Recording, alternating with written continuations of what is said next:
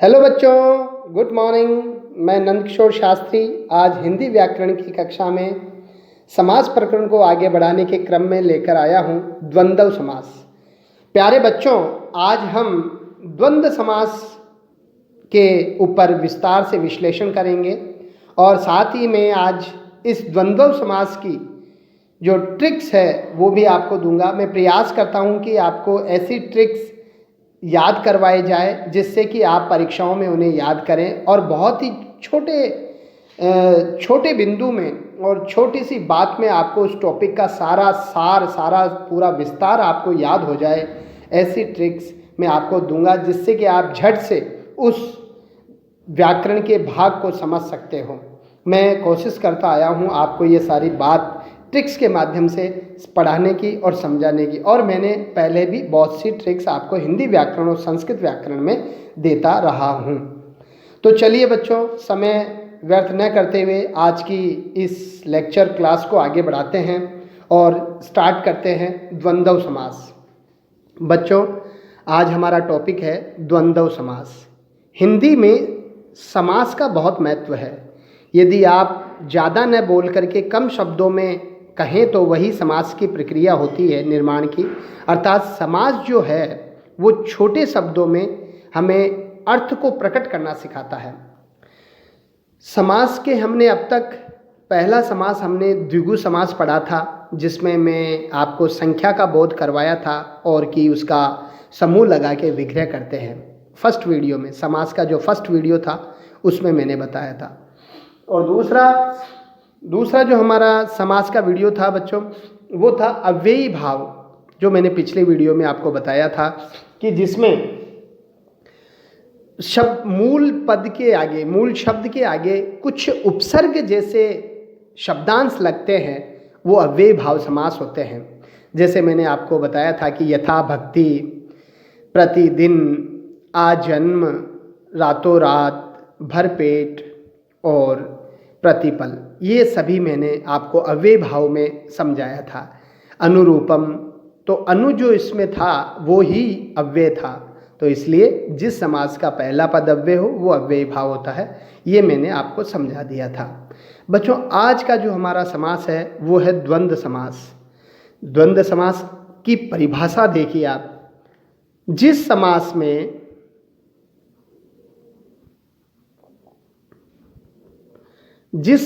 में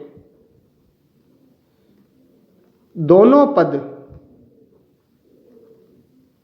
प्रधान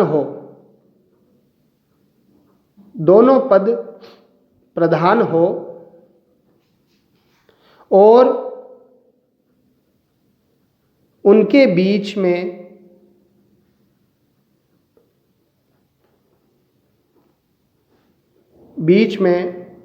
और योजक शब्द का लोप हो,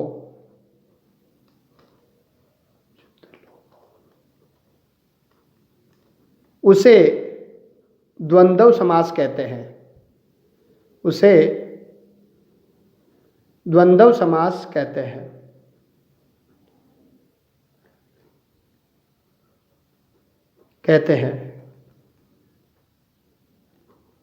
बच्चों, समास में जो है दो पद होते हैं।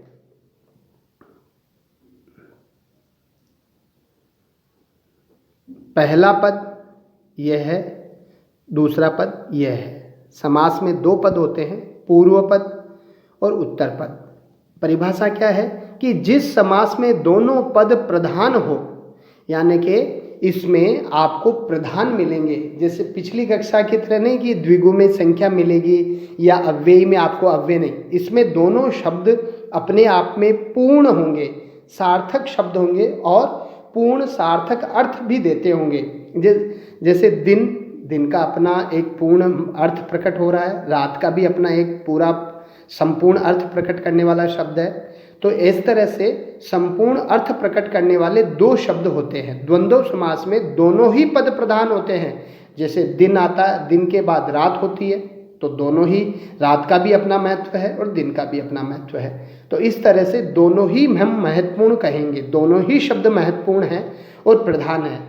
तो परिभाषा भी यही है कि जिस समास के दोनों पद प्रधान हो, जिस समास में दोनों पद प्रधान हो, और अब आपको इनके बीच में और जो लगता है उसका लोप यहाँ पे दिखाई दे रहा है, यानी लोप का मतलब यहाँ आपको दिखाई नहीं देगा, वो और शब्द जोड़ते हैं। तो इसकी एक आपको यहाँ पे ध्यान रखना है कि इसका जो विग्रह करेंगे, इस समास का विग्रह करेंगे तो उसमें और लगा करके विग्रह करेंगे। उसमें और तथा, और या तो और लगाइए या फिर या तथा भी लगा सकते हैं। तो इसका समास विग्रह, दो समास में दो बातों का ध्यान रखना होता है, एक तो परिभाषा क्या है और दूसरा उसका समास विग्रह क्या लगा के करते हैं। तो बच्चों, मैं आपको बहुत छोटे शब्दों में एक कंप्लीट कंटेंट आपको देता आया हूँ, जिस तरह से इसमें भी दे रहा हूँ कि दोनों पद जिस समास के प्रधान हो और उनके बीच समास विग्रह करते समय हम और लगाते हैं तो वह द्वंद्व समास होता है, द्वंद्व समास की पहचान होती है। इसकी एक और मैं यहीं पे आपको बात क्लियर कर देना चाहता हूँ कि इसकी पहचान टिप्स क्या है, इसकी जो ट्रिक्स है बच्चों वो है कि इसमें जो है, इसकी जो ट्रिक्स है वो यह है कि इसमें बीच में जो ये डैश दिखाई दे रही है ये योजक चिन्ह है, ये योजक चिन्ह, इनके मध्य जो है ये योजक चिन्ह अवश्य आता है। दोनों पदों के बीच में 6 समास है, 6 में आपको कहीं देखने को नहीं मिलेगा आपको, लेकिन द्वंद्व समास में ये जो चिन्ह है, योजक चिन्ह, जो डैश आप कहते हो, ये डैश आपको इसी ही समास में मिलेगी, बाकी अन्य किसी समास में नहीं मिलेगी आपको। ये ध्यान रखिएगा। सबसे इम्पॉर्टेंट बात यह है कि द्वंद्व समास की पहचान किस तरह से करनी है। तो द्वंद्व समास की पहचान, इनके बीच में, दोनों पदों के बीच में जो डैश रहेगी अर्थात जो योजक चिन्ह रहेगा वो रहेगा और बाकी अन्य किसी समास में नहीं मिलेगा आपको। तो इस तरह से द्वंद्व समास की पहचान होती है। उदाहरण देखिए, विग्रह किससे करेंगे? और लगाकर। इसके उदाहरण कैसे होंगे? इस तरह के 2 पद होंगे महत्व, दिन रात। इसका उत्तर क्या होगा? दिन और रात, दिन और रात। दूसरा देखिए, हानि लाभ। समास विग्रह क्या लगा के करते हैं द्वंद्व समास में? दोनों पता लग गया आपको, दोनों ही पद महत्वपूर्ण है। हानि जहां लॉस होता है वहां प्रॉफिट भी होता है, तो दोनों ही पद प्रधान है। जिस समास के दोनों ही पद प्रधान हो वो द्वंद्व समास। तो विग्रह क्या करेंगे? हानि और लगा के, और लाभ। यदि ये समस्त समास विग्रह दिया हुआ है तो आप समास विग्रह दिया है और समस्त पद बनाना है तो योजक चिन्हों को हटा दीजिए, कारक चिन्हों को हटा दीजिए बीच में से और दोनों पद एज इट इज लिख दीजिए। तो इस तरह से नेक्स्ट देखिए, नर नारी, नर नारी, क्या विग्रह होगा? शाबाश, आवाज आ रही है। नर और नारी, नर और नारी। नेक्स्ट उदाहरण देखिए, पूर्व पश्चिम। दोनों ही शब्द महत्वपूर्ण हैं, दोनों ही अपने आप में सार्थक पूर्व संपूर्ण अर्थ है। मध्य में और जोड़ देंगे। पता कैसे लगा? बीच में योजक चिन्ह अवश्य मिलेगा जिसे हम डैश कहते हैं। पूर्व, और इसके जब इस डैश की जगह क्या लगा देंगे? और। पूर्व और पश्चिम।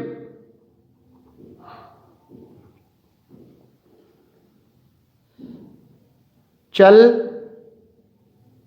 चल अचल, बीच में डैश देख रहे हैं, ये योजक है, यही द्वंद्व समास की पहचान है। विग्रह कैसे करते हैं? और लगा के करते हैं, लगा दीजिए। चल और अचल,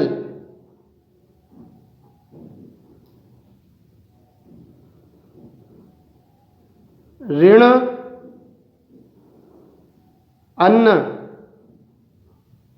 ऋण और अन्न, ऋण और अन्न।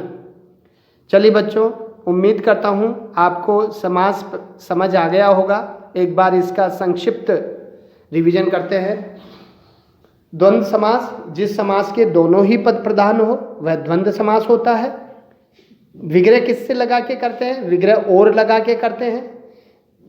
ट्रिक्स क्या है इसकी? इसकी ट्रिक्स है कि इन दोनों पदों के बीच में, दोनों पदों के पूर्व पद और उत्तर पद, इन दोनों पदों के बीच में डैश होता है, योजक चिन्ह, यही इसकी पहचान है और बाकी अन्य किसी भी समास में नहीं होता है। तो इसलिए द्वंद्व समास बहुत इजी समास है बच्चों, बहुत ही सरल समास है। और समास विग्रह दोनों पद आपको मिलेंगे दिन रात, दिन और रात, हानि लाभ, हानि और लाभ, नर और नारी, नर नारी, पूर्व और पश्चिम, पूर्व पश्चिम, चल अचल, चल और अचल, ऋण अन्न, ऋण और अन्न। अभ्यास कार्य के लिए आपको दिए जाते हैं। ये मूल्यांकन प्रश्न है बच्चों, जो कि आपने कितना समझा, कितना सीखा। प्रश्न नंबर 1, समास विग्रह कीजिएगा, समास विग्रह कीजिएगा, या समास विग्रह है तो समस्त पद बनाइएगा। राधा कृष्ण,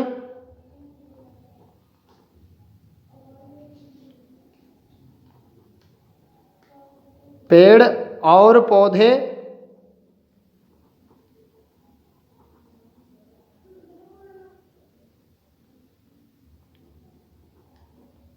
वेद डैश पुराण, कवि महाकवि,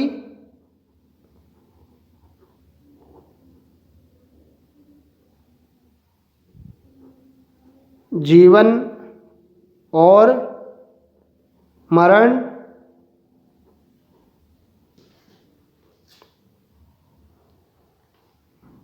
निर्माण, विध्वंस, विध्वंस, इस तरह से राजा और रंक। बच्चों, ये द्वंद्व समास से संबंधित उदाहरण मैं आपको प्रैक्टिस के लिए दे रहा हूँ। राजा और रंक।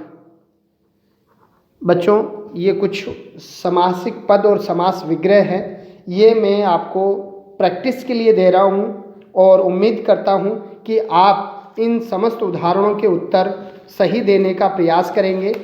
जो मैंने इस लेक्चर में आपको सिखाया है उसी पर बहस है ये, और जिससे कि आपका ज्ञान कंप्लीट हो सके। एक छोटे से कंटेंट में मैं प्रयास कर रहा हूँ कि आपको कंप्लीट नॉलेज दी जाए और कंप्लीट टॉपिक कवर किया जाए। उसी क्रम में मैं परिभाषा, ट्रिक्स और एग्जाम्पल और किस तरह से उनका विग्रह करते हैं ये सब बताता चला आ रहा हूँ, जिससे कि हमारा एक टॉपिक एक ही वीडियो में पूरे कंप्लीट कंटेंट के साथ कवर हो सके। दूसरी बात बच्चों, मैंने अपने पिछले वीडियो में आपको अव्ययी भाव समास पढ़ाया था। अव्ययी भाव समास के इसी तरह से मैंने प्रैक्टिस के लिए मैंने आपको कुछ एग्जाम्पल दिए थे कि आप इनके उत्तर कीजिएगा और उन उत्तर पर हम डिस्कस जो है नेक्स्ट क्लास में करेंगे। तो बच्चों, ये मेरी सीट है जो मैंने आपको कल पढ़ाई थी पिछले वीडियो में। अव्ययी भाव समास मैंने आपको क्लियर कराया था। बच्चों, मैं बता देना चाहता हूँ कि मैंने आपको मूल्यांकन के प्रश्न दिए थे यथा विधि। तो सबसे पहले तो यथा, इसमें अव्यय कौन सा है? पहला पद अव्यय यथा, निर पहला पद अव्यय, लाजवाब ला अव्यय पद, आमरण आ अव्यय पद। तो ये सारे अव्यय पद आपको दिखाई दे रहे हैं। जो मूल शब्द जो पीछे वाला है, दूसरा पद मूल शब्द है, उससे आगे उपसर्ग की भांति निर, ला, आ, प्रति, ये सारे उपसर्ग हैं। जैसे हम उपसर्ग बनाते हैं ना, जैसे उपहार, उपहार, हार शब्द के आगे हम उप जोड़ते हैं तो उपहार। ऐसे ही आपको अव्ययी भाव समास में ये दिखाई देंगे। तो शुरू करते हैं इनके उत्तर। यथा विधि, विधि के अनुसार, निर्विकार, निर्विकार विघ्न के बिना, निर्मन विघ्न के बिना, लाजवाब जिसका कोई जवाब नहीं, लाजवाब जिसका कोई जवाब नहीं। आमरण मृत्यु तक, आमरण मृत्यु तक। इसी तरह प्रतिपल हर पल, निर्विघ्न विघ्न के बिना, प्रतिमास हर मास, अनुरूप रूप के योग्य, रूप के अनुसार, यथामति मति के अनुसार, हाथों हाथ हाथ ही हाथ में, यथाशीघ्र जितना शीघ्र हो सके। तो इस तरह से बच्चों ये कुछ एग्जाम्पल थे जो मैंने आपको पिछली वर्कशीट के लिए अभ्यास के लिए दिए थे। उम्मीद करता हूँ साथ साथ में आपको प्रैक्टिस सेट इसलिए देता हूँ कि आप उनके पढ़े हुए ज्ञान को और कंप्लीट कर सकें। चलिए बच्चों, आज का हमारा द्वंद्व समास कंप्लीट हुआ। आप बार बार मेरे वीडियो को जहाँ पर भी आपको डाउट और प्रॉब्लम हो वो मुझे आप लिख कर दे सकते हैं। वैसे मैं प्रयास कर रहा हूँ आपको कंप्लीट कंटेंट देने का, इसलिए मैं नहीं समझता कि आपको कोई प्रॉब्लम आ रही होगी। यदि आपको मेरा वीडियो अच्छा लग रहा है तो आप अपने अपडेट के लिए मुझे सब्सक्राइब और लाइक करना न भूलें। Thank you. मिलते हैं नए कंटेंट के साथ।